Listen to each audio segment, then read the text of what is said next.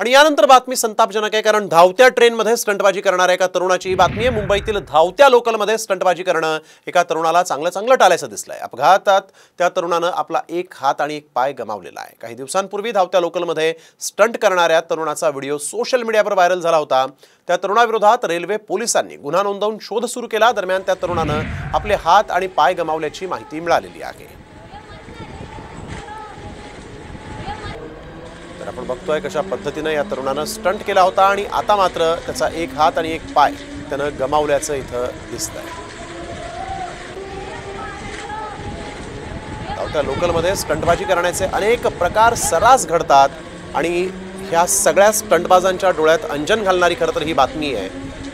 कशा पद्धतीने या तरुणानं स्टंट केला होता, हा व्हिडिओ व्हायरल झाला होता आणि त्यानंतर याचा शोध जेव्हा रेल्वे पोलिसांनी घेतला त्यावेळेस निदर्शनास जी बाब आली ती धक्कादायक होती। या तरुणानं ज्यानं हा स्टंट केला होता त्याचा एक हात आणि एक पाय त्यानं गमावल्याचं या ठिकाणी पाहायला मिळतं।